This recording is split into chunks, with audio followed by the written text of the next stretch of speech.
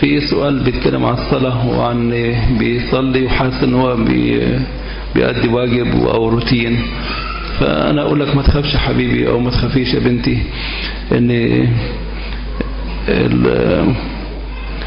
اللي بيصلي لازم بيمر بهذه المشاعر والظروف دهية والتعيير من الشيطان، يقول له انت بتصلي ازاي وصلاتك مش توصل وانت خاطي وانت فيكش فايدة وهترجع تاني الخطية، او يقول له صلواتك مش هاش قيمة، او يقول لك ده روتين، كله عشان يخليك تسيب الإيجابية تبطل الصلاة. قوم إبليس فإيه يهرب منكم، قوموا راسخين في الإيمان عليه مثل هذه الألام تقول على أخواتكم الذين في العالم. خليك قوي، أستطيع كل شيء في المسيح الذي قويني. وأنا بحبش كلمة روتين دي بصراحة، من زمان بتضايق منها وبجاوب إجابة حلوة للي بيقول كلمة روتين. روتين في الصلاة، طيب لما أنت من يوم ما اتولدت لغاية هذا اليوم بتفطر وبتتغدى وبتتعشى، هل أقدر أسمي ده روتين؟ وإذا بطلنا فطار وغدا وعشاء هيجرى لك إيه؟ هتجف، مش كده؟ وبعدين تموت. في حياتنا الروحية برضو لو بطلنا الصلاة والإنجيل والصوم والتسبحة والقراية هيجرى إيه؟ هنجف ونموت. فمفيش حاجة اسمها روتين. وبيقول الآباء صلي بجوار مخدعك ليتقدس فراشك. بيقول لك صلي بجوار مخدعك ليتقدس فراشك. ايه كلمة يتقدس فراشك دي؟ ايه ده؟ فراش بيتقدس بالصلاة؟ بيتقدس بالصلاة. يعني الواحد فيكم لو راح نام مثلا فليت البابا كرولوس مثلا ليلة كده، يبقى فين بقى في الليلة دي؟ شوف جمال الليلة دي تبقى شكلها ايه. او في مغارة الأنبا أنطونيوس،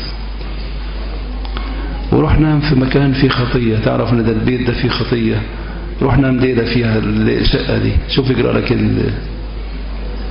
الليلة دي. ففيش حاجة اسمها روتين. انت بتصلي انت بتتقدس، وفمك يتقدس ومخدعك يتقدس وتطرد الشياطين. انت مش شعر بالصلاة بتصلي، انما بيطرد الشياطين. قوات الظلمة ما بتستحملش. فاكر السؤال ده سأله واحد أنبا مكسيموس، كان أنبا مكسيموس لما تنيح كان عندنا في الدير، فقال له احكي لك حكاية. قال له عارفين الراجل في الصعيد بيسموه الحاوي؟ الحاوي ده اللي هو ايه؟ بيبقى ماسك كده هو مقطف وحاطط فيه التعابين دي غطا كده، ويروح اي بيت يقول كلمتين كده، هو يروح التعبان جاي طالع من الكحر بتاعه يبقى تحت رجليه.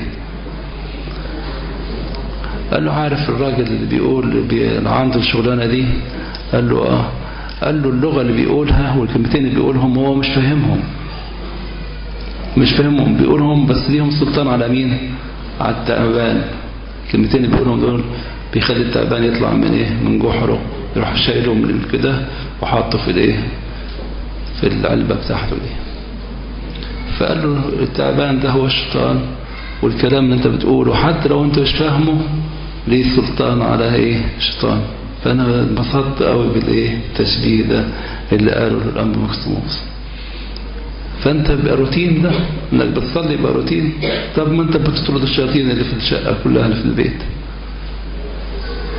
والروتين ده هو بيقربك من ربنا حبيبي، بس انت خليه من قلبك، يبقى بدموع، خليه من أعماقك، زي ما داود النبي بيقول من أعماق صرخت إليك يا رب، من أعماق صرخت إليك يا رب. داود النبي ما قالش روتين، بيقول 7 مرات في النهار سبحتك، أعوم كل ليلة سريري بدموعي. إيه ده يا داود ده؟ إيه الجمال اللي فيك ده؟ كل ليلة بتبلل فراشك بدموعك. وإزاي ملك، وإزاي زوج، وإزاي أب، وبتقوم بكل المهام المملكة وبتمارس كل الحب ده، مفيش حاجة بتفصلك عن إلهك. وبيقول له محبوب هو اسمك يا رب، فهو طول النهار تلاوتي. ما قالش روتين.